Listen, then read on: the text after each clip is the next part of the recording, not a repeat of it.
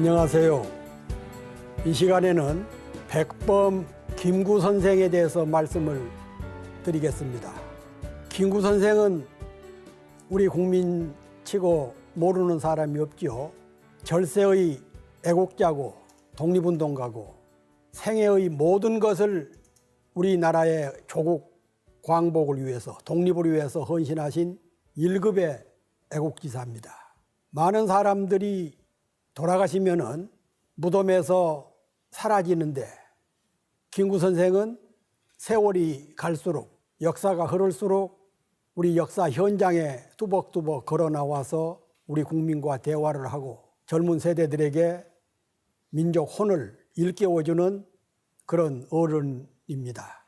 백범 김구 선생은 지금으로부터 한 140여 년 전, 그러니까 1876년 8월 29일, 1876년이라 그러면은 어떤 해입니까? 우리나라가 일제로부터 처음으로 강제에 의해서 개방이 된 강화도 조약이 맺어진 그런 해입니다. 그러니까 김구 선생은 운명적으로 태어날 때부터 일본하고 좋지 않은 인연을 갖고 태어났다고 할 수가 있죠. 거기다가 8월 29일 날 대한제국이 일제에 의해서 강제로 병탄된 날입니다.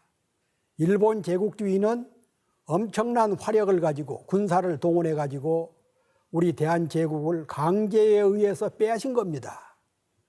그런 것을 합방이라고 그러고 합병이라고 하면은 역사 용어에 잘못된 것이지요.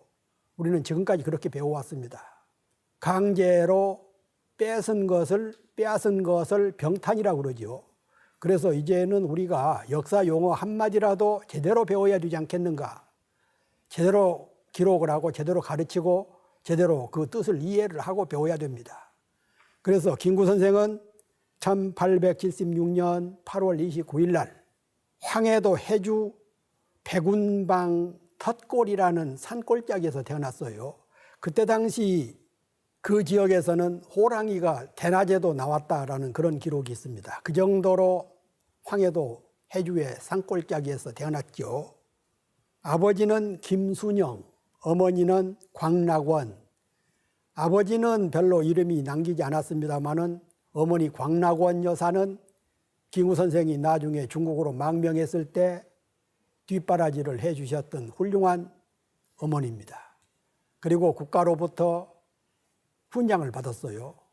그 어머니에 대해서는 나중에 자세히 말씀을 드리겠습니다. 외아들이었습니다. 어렸을 때 김구 선생의 이름은 창암, 한참 커서는 창수. 그러다가 김구라는 이름을 쓰게 됐고 9구자지요.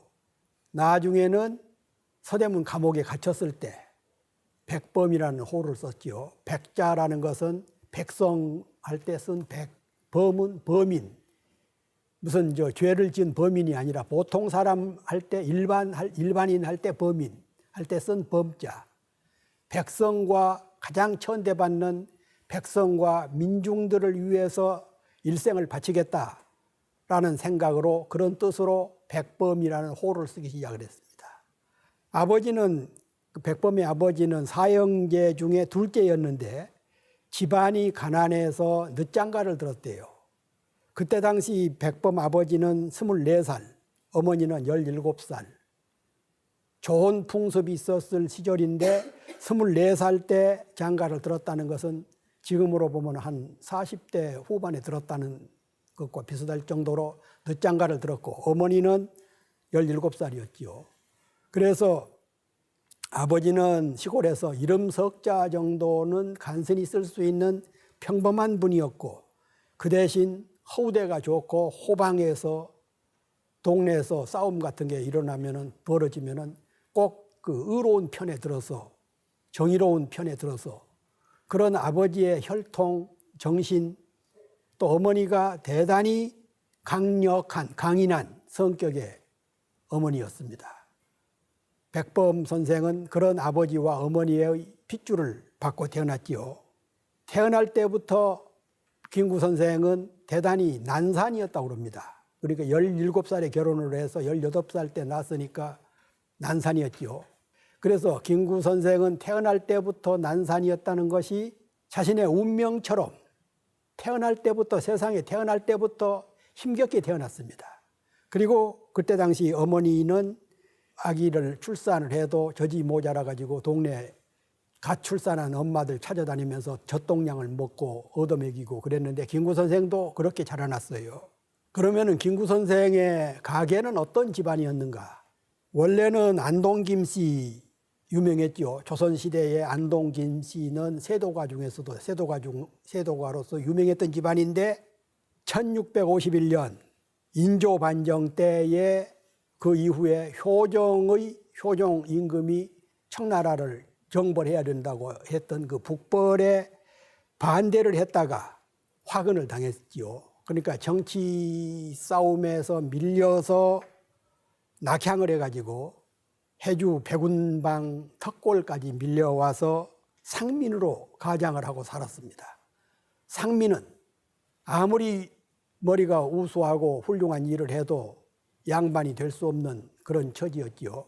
그래서 김구 선생은 그런 그 상민으로서 아버지가 남의 농사를 대신 지어주는 소작농민으로서 때로는 균역전 정부가 가지고 있는 농사를 대신 지어주고 거기서 소작을 얻어서 먹고 사는 대단히 어려운 천민 생활이었습니다.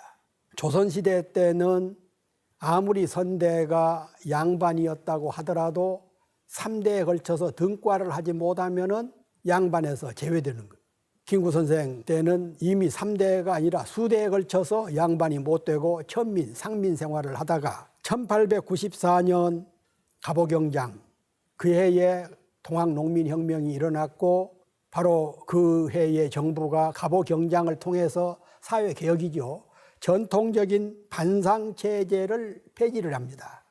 반상이라는 것은 양반과 상놈 체제를 폐지를 했어요. 법적으로. 그러나 아직도 관습법으로 남아있었던 때에 김구 선생은 젊은 날을 보내게 됩니다.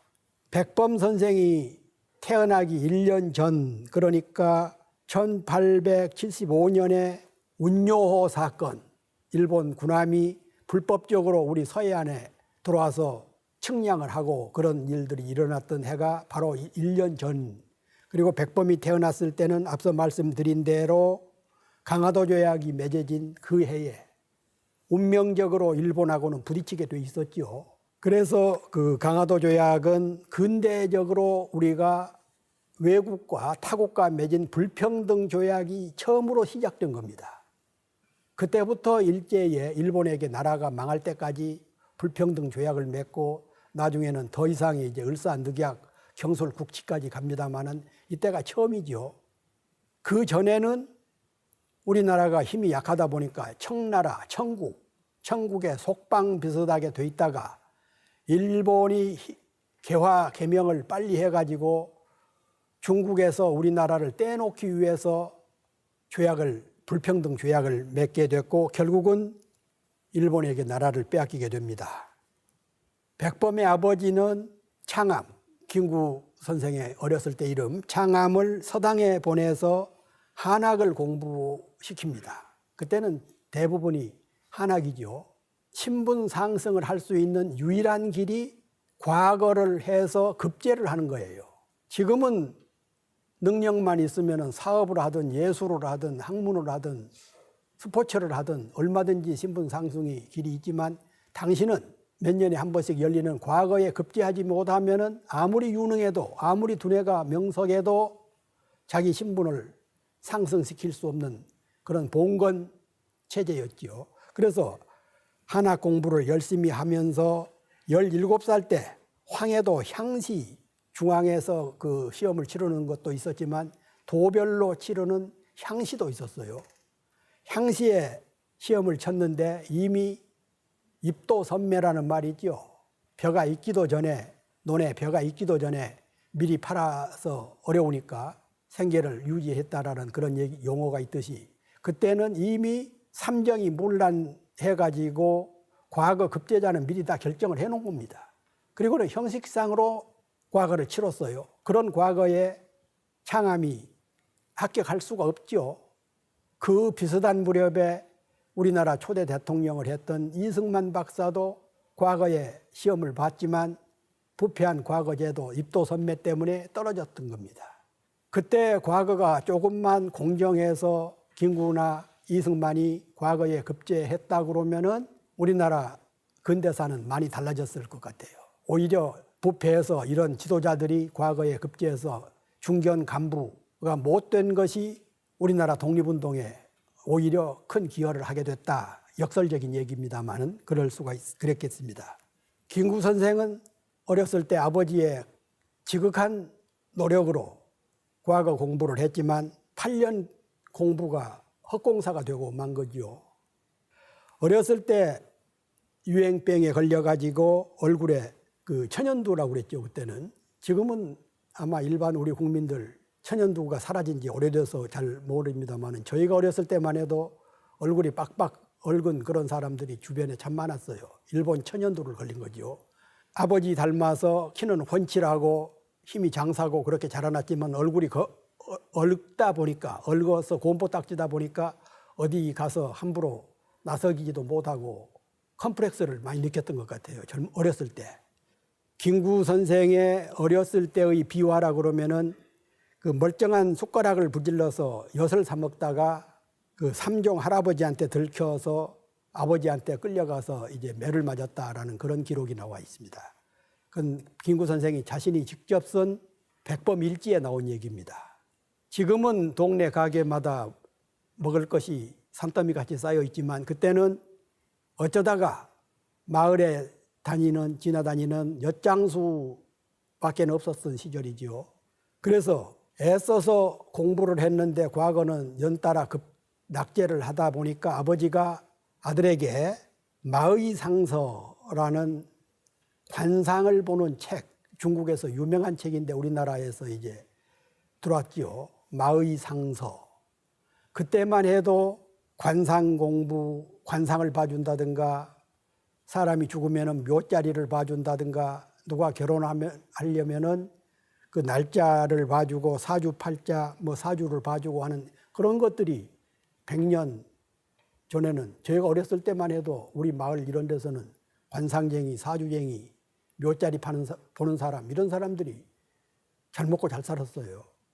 그래서 아버지가 마의상서를 사다 주면서 우리나라가 부패해서 아무리 머리가 좋아도 급제는 어려우니까 다른 사람 묘자리도 봐주고 관상도 봐주고 사주도 봐주고 해서 그러면은 먹고 살 수는 있겠다. 그래서 마의상서라는 책을 열심히 봤어요.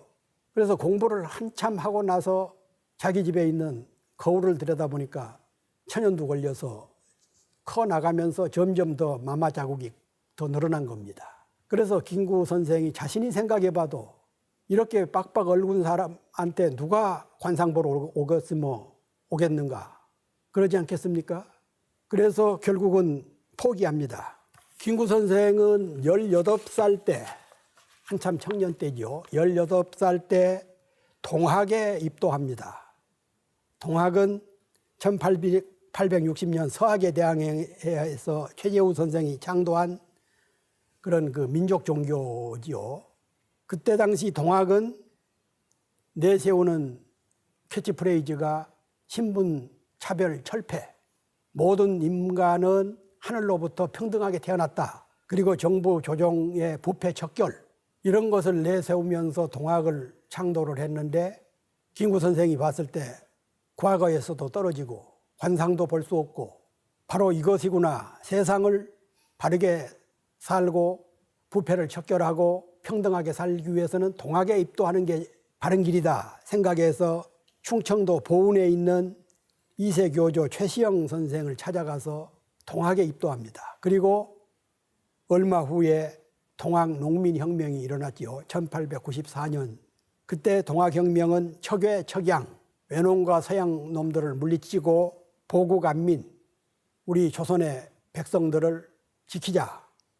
그리고 신분차별 철폐 이런 것을 내세우면서 동학에 입도를 해서 20살 때 황해도 중심부인 해주성을 공격을 합니다. 그때는 일본 왜군이 점령하고 있을 때죠. 그 해주성을 공격을 해서 그 선봉장이 됐는데 일본군은 최신 무기를 가지고 신식 군사훈련을 받은 정규군인데 동학군은 오합지졸 상대가 안 되죠. 패전합니다. 그래서 일본군에게 쫓기고 있을 때에 안중근 의사의 아버지 안태훈 선생이 소문을 들으니까 김구라는 동학 청년 접주가 있는데 저런 청년을 죽여서는 안 되겠다 싶어가지고 사람을 보내가지고 몰래 자기 농원, 그때는 황해도에서 1등, 2등 가는 부자였습니다. 안중근 의사 아버지가. 자기 그 농장, 농원으로 몰래 사람을 시켜서 데려다가 자기 아들들 셋, 안중근, 안공근, 안명근 세 분이 다 독립운동을 하셨던 분들이죠. 이런 자기 아들들하고 함께 고능선이라는 당시의 황해도 지역에서 유명한 학자를 불러서 초빙을 해서 글을 가르칩니다. 그때 김구도 안중근 의사하고 함께 공부를 했고 평생 김구 선생도 과거를 위해서 공부했던 것 외에는 별로 공부를 그 후로는 안 했는데 유학에 큰 학문을 할 수 있었던 게 이때의 고능선 선생 밑에서 공부를 하게 됐고 그리고 그때의 안중근 소년 안중근을 만나게 되고 그렇습니다. 나중에 김구 선생이 쓴 백범일지에 보면은 안중근 형제들이 얼마나 어렸을 때부터 특히 안중근은 말타기를 좋아하고 총 쏘기를 좋아하고 그런 상무 정신을 가지고 앞으로 국가를 위해서 민족을 위해서 큰 인물이 될 것이다라고 기대를 했었어요. 그런 내용들이 백범일지에 그대로 나와 있습니다. 나중에 안중근 이토 히로부미를 처단하고 그런 그 혁혁한 민족사에 큰 기여를 했던 건 우리가 다 알고 있는 일이죠.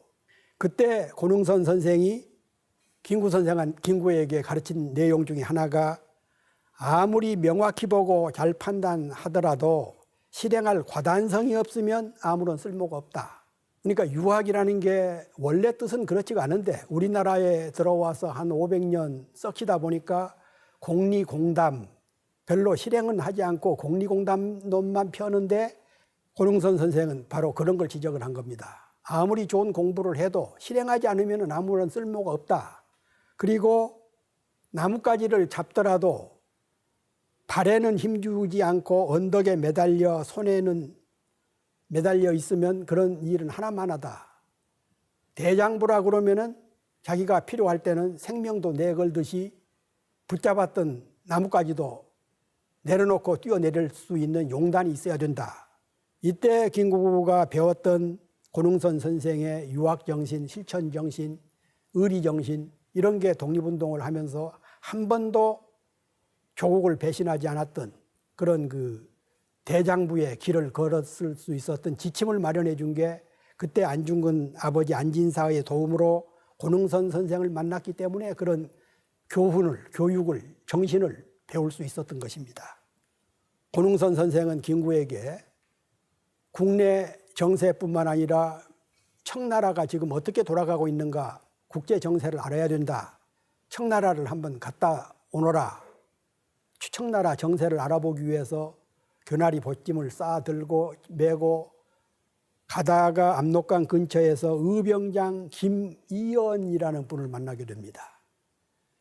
나라가 망해가고 있는데 관군들은 거의 해산돼 버리고 정부 조정 대신들은 대부분이 친일파로 변신해 버리고 그럴 때 의병들이 전국 도처에서 일어나서 일제와 싸울 때 압록강 근처에서 김이연 의병장을 만나서 의병에 참여를 하지요.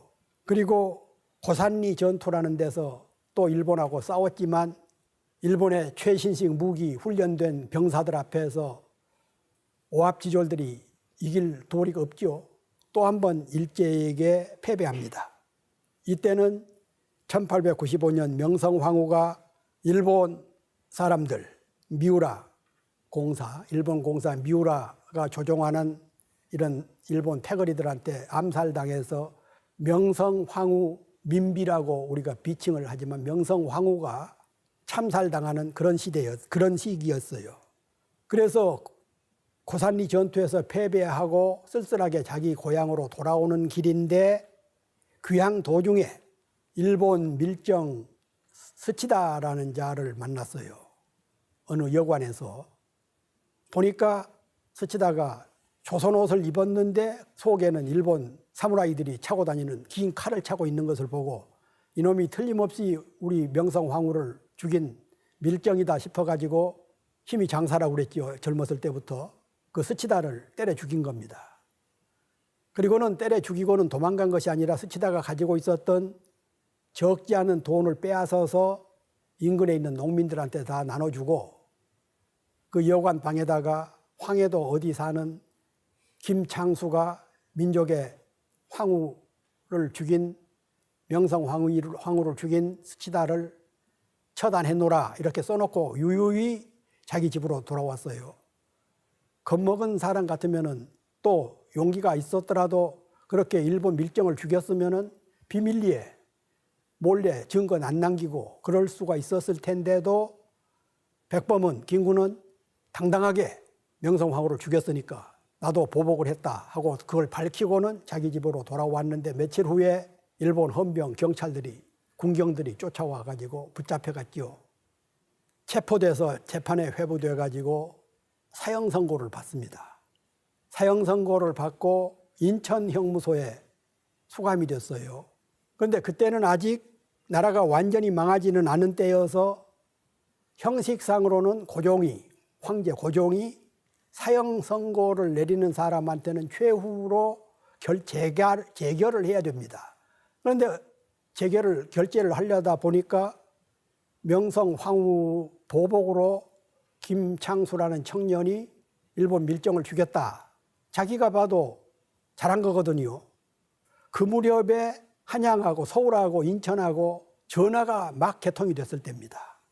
고종 황제가 법부 대신을 불러가지고 인천 형무소 소장한테다가 전화를 하도록 한 거예요.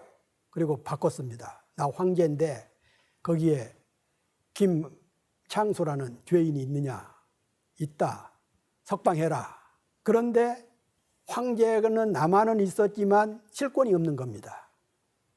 일본 사람들이 이미 다 장악을 하고 있었어요.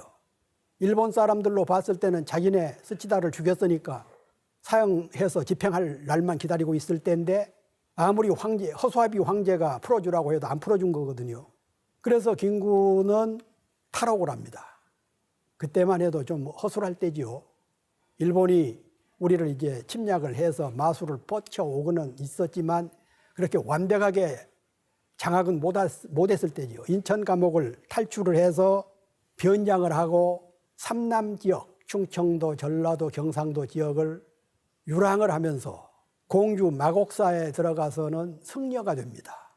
김구 선생이 해방 후에 귀국을 해가지고 자기가 옛날에 유랑했던 숨겨줬던 그런 지역을 한 바퀴 돌아볼 때 거기다가 은행나무 한 그루를 심었는데 지금도 남아 있습니다.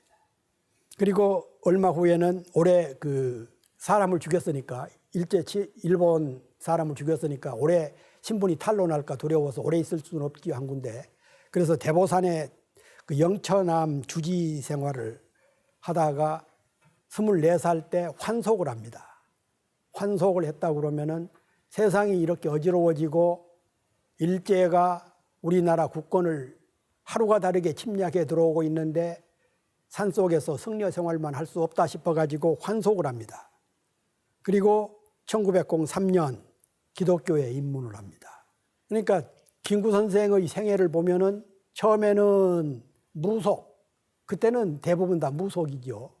그리고 본인도 직접 사주팔자 공부를 해서 점성술, 그리고 얼마 후에는 불교 승려, 그리고는 1903년 28살 때에 기독교에 입문을 해서 그때 기독교가 미국 유럽을 통해서 들어와 가지고 우리나라에 신식 교육을 시키고 병원을 만들고 한참 포교를 열심히 할 그럴 무렵이었지요. 해주 장년읍 사직동에다가 장년교회를 세웁니다.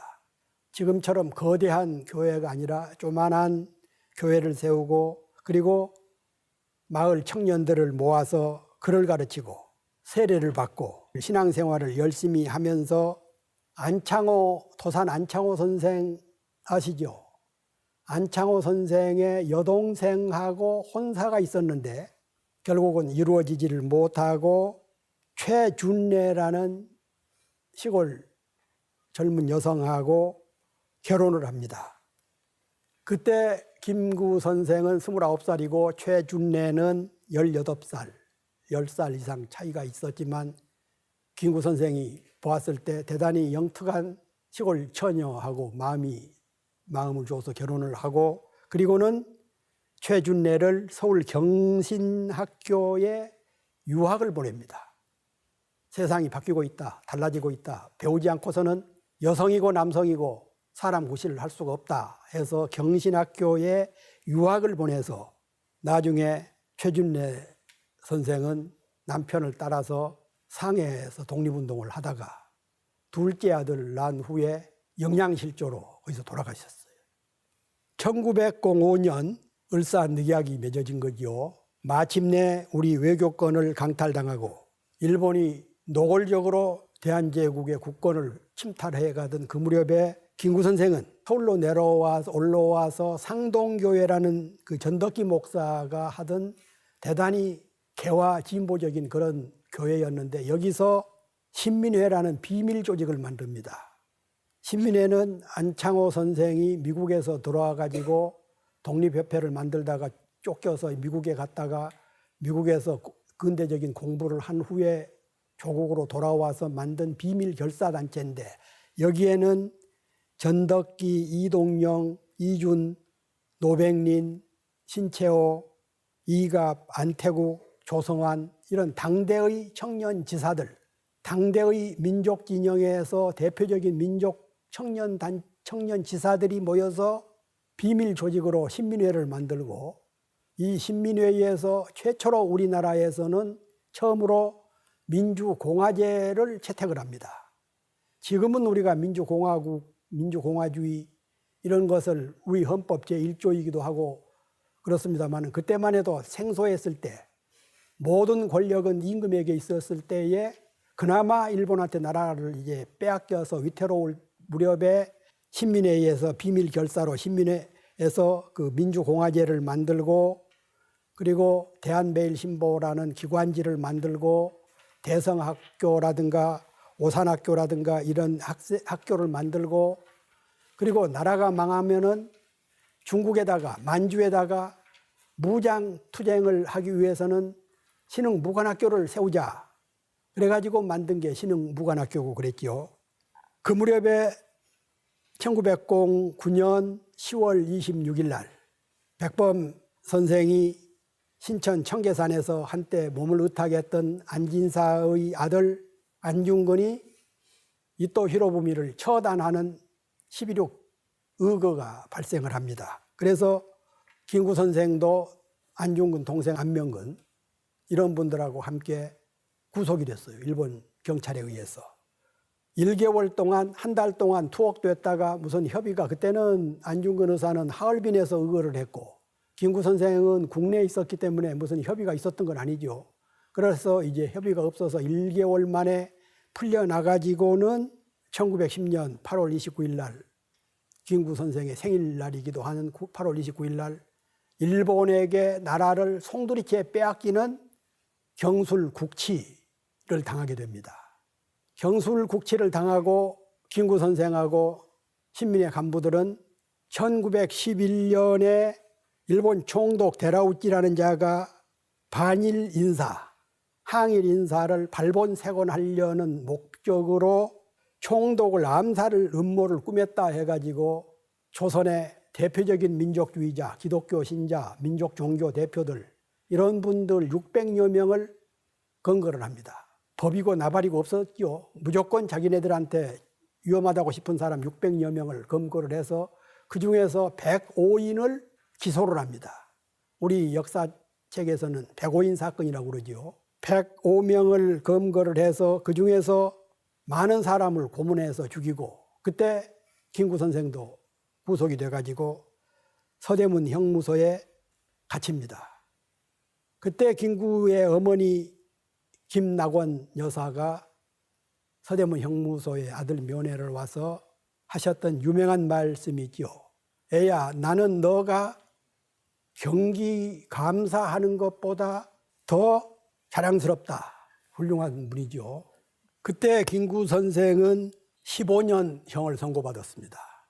감옥이라는 것은 더 강한 사람을 더 강하게 만드는 경우가 있고 약한 사람은 허물어지게 만들 수가 있고 그러는 곳인데 김구는 감옥에서 서양 서적, 우리 민족의 오래된 역사, 근대 중국의 정세 이런 책을 열심히 보면서 그리고 거기서 그때까지 이름을 썼던 창수하고 김구를 바꿔서 호를 백범, 호를 정하죠. 처음으로.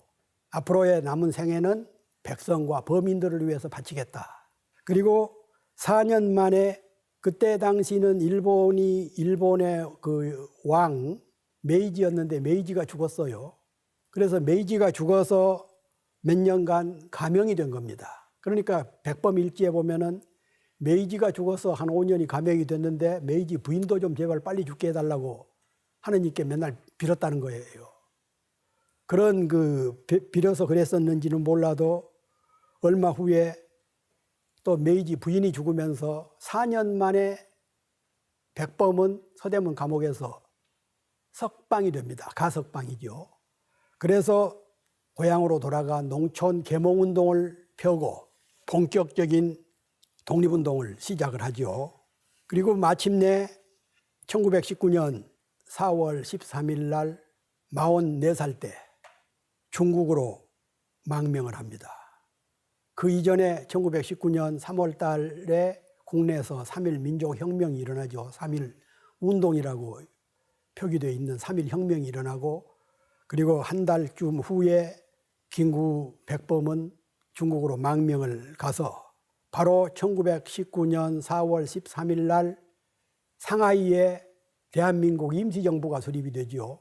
그때 백범은 임시정부의 경무국장이 됩니다. 그때 그 초대 국무총리로 임시정부에서 선출됐던 이승만 박사는 미국에서 돌아오지 않고 있을 때에 실질적으로 임시정부를 이끌었던 분이 도산 안창호 선생인데 백범은 처음부터 나는 해주에 보잘것없는 천민의 아들이니까 그리고 일본 놈들에 대해서는 속속들이 내가 잘 알고 스치다를 때려 죽인 경험도 있고 해서 그때 임시정부가 상하이에 설립이 되니까 일본 밀정들, 일본 헌병들이 얼마나 호시탐탐 노렸어요. 그래서 이놈들을 붙잡는 데는 지키는 데는 내가 적격이다 싶어가지고 거의 문지기를 지원을 합니다. 그런데 도산 안창호 선생이 봤을 때 국내에 있을 때 들었던 소식을 알고 있기 때문에 문지기라니 말이 안 된다. 내무총장을 시킨 겁니다. 경무국장. 경찰 지금 같으면은 경찰국장이죠. 임시정부가 움직이는 게 수월하지가 않죠. 우리가 그 교과서나 역사에서 배울 때는 그저 화려하게 조명이 되고 그렇습니다만은 남의 나라에서 더욱이 조계라는데 프랑스 조계라는 데서 한 발자국만 조계를 벗어나면은 일본 헌병 경찰들에 붙잡혀가서 생사를 가름하기 어려웠던 그런 시절에 상하이 임시정부에서 백범은 47세 때에 안창호 선생이 했던 내무총장 그리고 그 지역에 살던 우리 교포들을 모아서 한국 노병회 우리 임시정부를 도우고 하기 위해서는 교민들을 상대로 하는 한국 노병회를 조직하고 그래서 초대 이사장을 지내고 그 이전에 바로 이제 그 부인이 최준래 여사가 물어 상해까지 남편을 찾아갔어요. 그래서 아들을 출산을 했는데 영양실조로 2층 다락방에서 밑으로 사다리를 건너서 오다가 부인이 넘어져서 프랑스 병원에 입원했다는 소식을 듣고도 못 갔어요. 임시정부가 있는 프랑스 조계를 한 발자국도 넘어가면은 일본 군경에게 붙잡혀서 처형당하기 직전이죠. 그 무렵부터 일제는 김구의 목에 거액의 현상금을 걸어놓고 있었습니다. 그래서 그렇게 해서 부인을 잃게 되고 그리고 임시정부는 이승만 초대 대통령이 탄핵을 당합니다. 지금 우리가 얼마 전에 박근혜 대통령을 탄핵을 해서 대통령 자격을 박탈을 했는데 1926년, 25년 그 무렵에 임시정부 의정원은 우리 국회지요. 지금 같으면 이승만 대통령의 여러 가지 비리, 제대로 통제를 하지 않는 그런 그 역할, 미국에 있는 우리 교포들이 모아준 독립자금을 횡령, 이런 이유로 이승만 초대 대통령을 탄핵을 합니다. 그래서 그러다 보니까 임시정부는 대단히 혼란에 빠진 것이죠.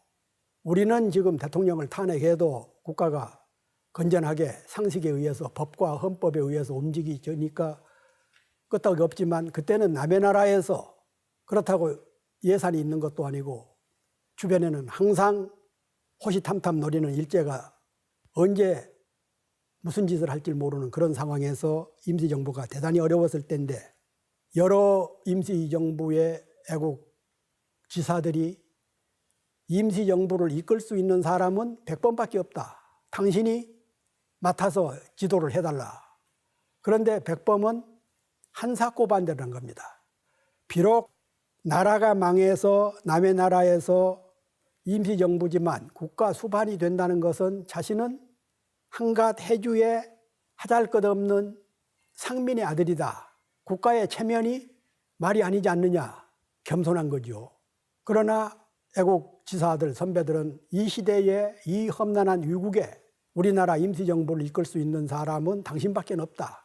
그래서 김구가 국무령, 대통령은 탄핵되고 없고 국무령을 맡아서 임시정부를 이끌었고, 그리고 1931년 한인애국단을 창단을 합니다.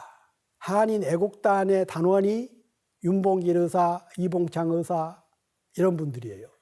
임시정부를 놔두고 왜 한인애국단을 따로 만들었는가? 그래도 임시정부는 명색이 국가인데 국가가 일본 요인들을 암살한다는 것은 대외적으로 문제가 있다. 그래가지고 한인애국단이라는 별도의 단체를 비밀리에 조직을 해서 거기서 애국 청년들을 뽑아서 이봉창 의사, 윤봉길 의사 이런 분들이 일본 요인들, 책임자들, 군부 대장들 이런 것자들을 처단하기 위해서 결국은 이봉창 의사는 일본까지 파견됐지만 일본 왕을 죽이는 데는 실패를 했고, 윤봉길 의사는 의거에 성공을 해서 일본 대장 몇 사람을 처단을 했죠. 그러면서부터 중국 장개석 국민당 정부에서는 그때까지, 그 전까지만 해도 그저 망명정부 비슷하게 홀대해 왔는데, 윤봉길 의사가 1932년 4월 29일 날 사라카와 대장이라든가 이런 자들을 폭살시키면서 중화민국 국민들이 못한 일을 조선 청년이 했다 해가지고, 그것도 백범이 만든 지시한 한인애국단 단원이 했다 해가지고 백범을 높이 평가하기 시작한 겁니다. 그러나 임시정부는 더 이상 상하에서 머물 수가 없었지요. 일본은 청일전쟁 이래 중국을 속국 비슷하게 여기고 있었던 그런 때고, 중국은 또 일본을 그렇게 겁먹고 있고 그럴 때지요. 그래서 그 자기네 나라의 거물들이 집단적으로 피살되는 것을 지켜보면서 중국 정부에 압력을 넣어가지고 우리 그 임시정부 요인들을 체포령을 내립니다. 김구 선생도 몰래 피신을 합니다. 그리고 김구 선생 머리에는 600원이라는 거액의 현상금이 걸립니다. 600원이라 그러면 당시에 사랑가마의 1원, 2원, 학교 선생님 교사 월급이 5원, 7원 할 때에 600원이라면 지금으로 보면 600억. 그리고 가급적이면 생포를 하되 여의치 않으면 현장에서 척결을 해라.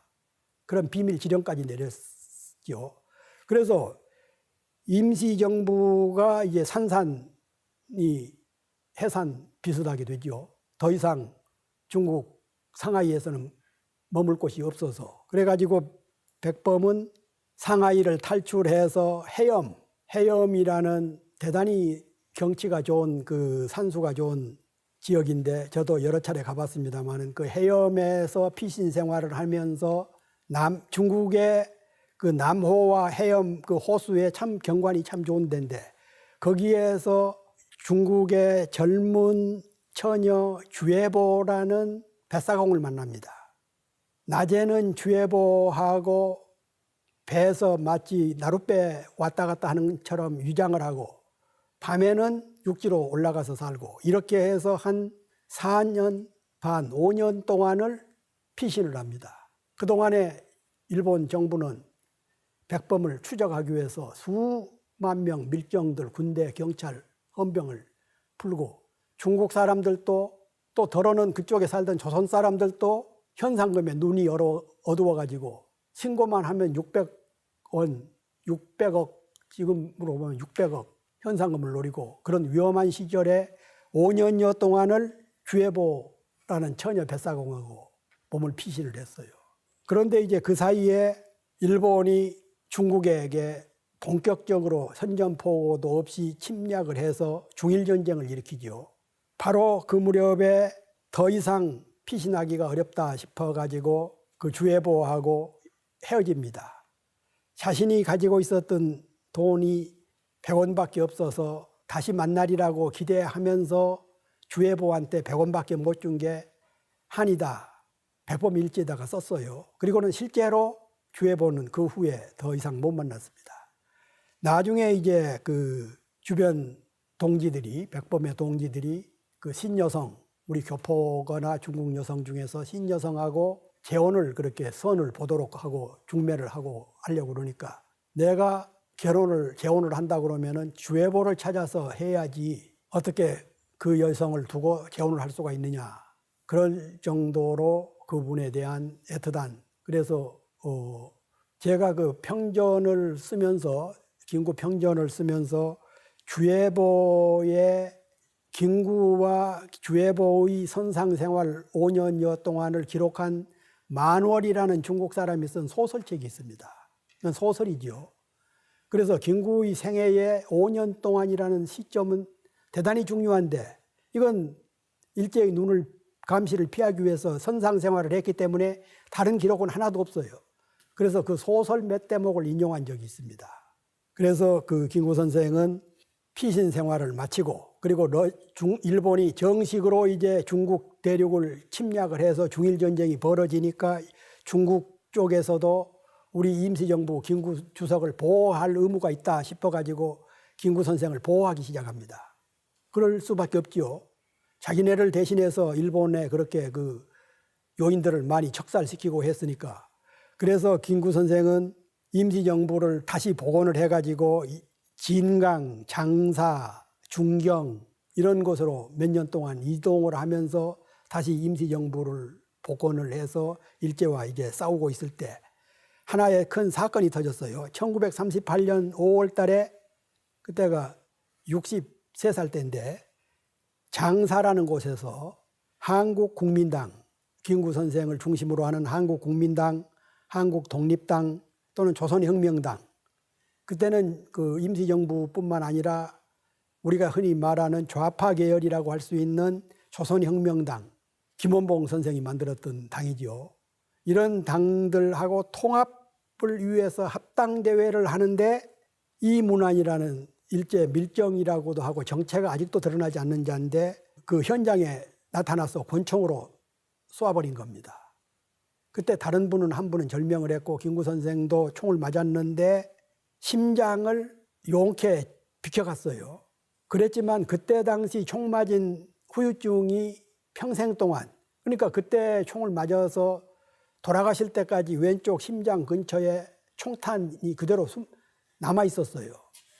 그리고 이제 그때부터 그 손떨림 현상, 우리가 그 의학 용어로는 수전증이라고 그러죠. 수전증이 걸려서 손을 좀씩 떨었는데 그 이후에 쓴 김구 선생의 휘호 글씨를 보면은 좀 떨린 채라고 글이 좀 붓이 떨려 있는 거예요.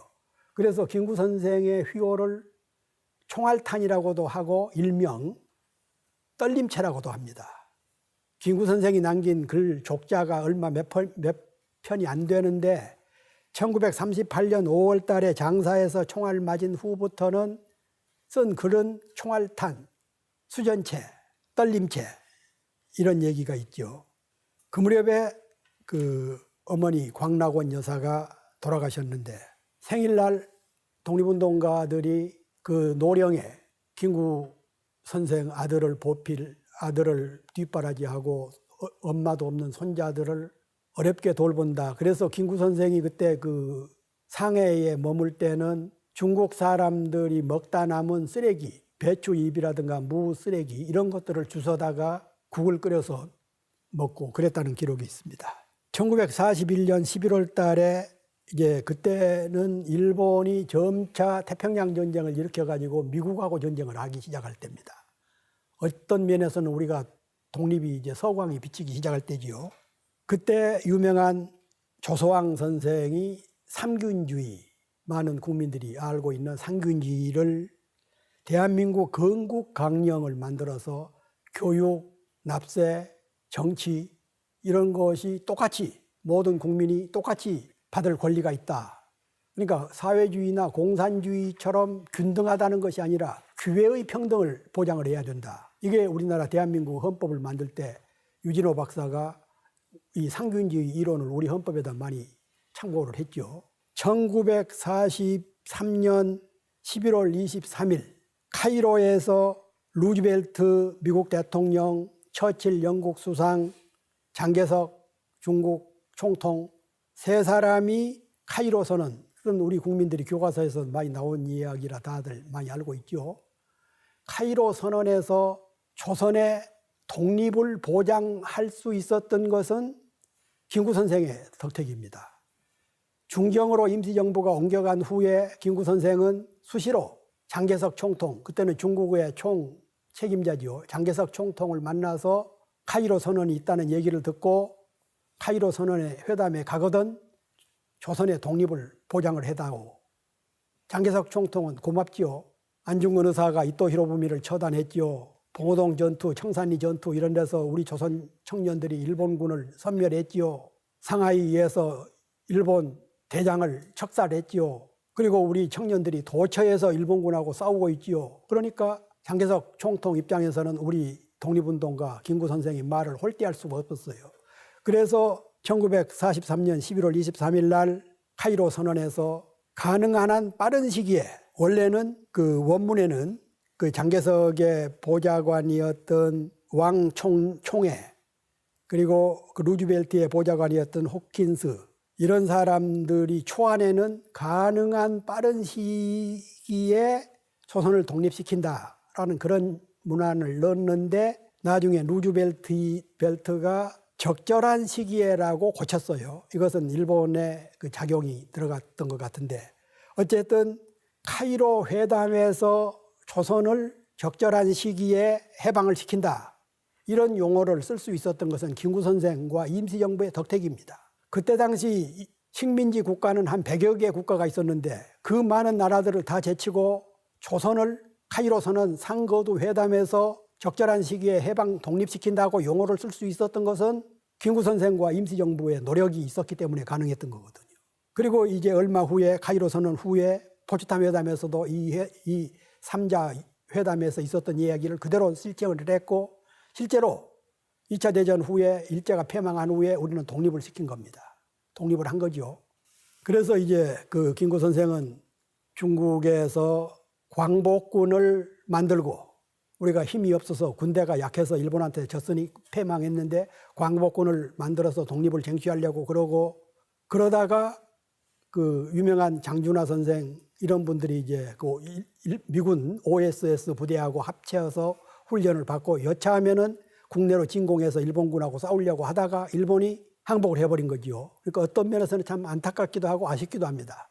그때 잘 훈련된 우리 청년들이 미 군용기 편으로 우리나라에 와서 일본군하고 싸워서 승전을 했다 그러면은 남북 분단도 어려웠을 거고 우리가 자주 독립국가를 세울 수가 있었는데, 그런 준비를 하는 차에 일본이 항복을 선언해 버린 바람에 우리 독립군들이, 광복군이 국내에 진입할 수 있는 기회를 잃어버린 겁니다. 어쨌든 일본이 패망을 하니까 국내로 이제 들어와야 되는데 쉽게 들어올 수가 없었지요. 미 군정이 남쪽에 들어오고 소련군이 북쪽에 들어오면서 한반도가 두 쪽으로 갈라져 버리고, 미 군정이 들어오면서 대한민국 임시정부를 해체시켜라. 그리고 요인들은 개인 자격으로 들어와라. 그래서 임시정부가 27년 동안 중국 천지를 유랑하면서 독립운동을 하고 일제와 싸워왔는데 그리고 1941년에는 일본한테다가 선전포고도 하고 그런 임시정부를 해체시키고 개인 자격으로 들어오도록 조치를 함으로써 김구 선생과 이 일행들은 해방되고 3개월 후에 국내로 들어왔습니다. 이승만 박사는 그 전에 2달 전에 미국의 보호하에 들어왔고 그래서 김구 선생은 해방된 후에 조국에 들어와서 3천만 동포에게 읍고함이라는 유명한 논설을 통해서 어떤 일이 있어도 분단을 해서는 안 된다. 남북에 2개 정부가 들어서면 반드시 동족 상쟁을 벌이게 된다. 그 말대로 3년 후에 6.25 전쟁을 겪었죠. 그리고 1949년 6월 26일 날 이승만을 추종하는 암살단에 의해서 백범 선생은 국내에서 암살당해버렸어요.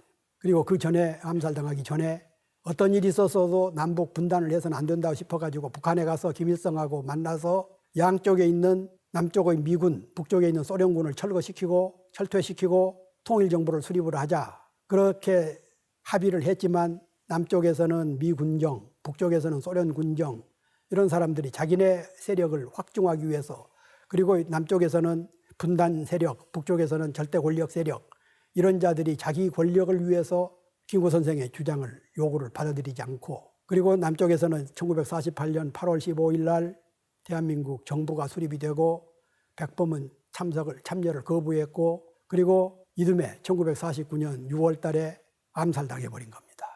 이것이 김구 선생의 생애를 요약해서 말씀드린 겁니다. 김구 선생은 해방 후에 나의 소원이라는 논설을 한 편 썼어요. 요지가 이렇습니다. 내 소원이 무엇이냐고 하고 하느님이 물으시면 나는 서슴지 않고 내 소원은 대한이 독립이요 하고 대답하겠다. 그 다음 소원이 뭐냐? 나는 서슴지 않고 조선의 독립이요. 세 번째는 뭐냐? 나는 더욱 소리 높여 우리나라의 완전한 자주 독립이요. 그러면서 그 남북 분단이 점차 확실히 굳어지면서 휴전선을 넘어가면서 그런 얘기를 했어요. 현실적이냐 비현실적이냐가 문제가 아니라 그것이 정도냐 사도냐가 문제다. 우리가 언제 독립이 될 줄 알고 독립운동을 했느냐. 지금 38선이 갈라지면은 다시는 통일된 민족국가를 수립하기가 쉽지가 않다. 비록 비현실적이라고 하더라도 그 길이 정도이기 때문에 우리는 그 길을 가야 된다. 그러나 백범은 결국은 암살당하고 말았습니다. 지금 용산에 무덤이 묻혀 있죠.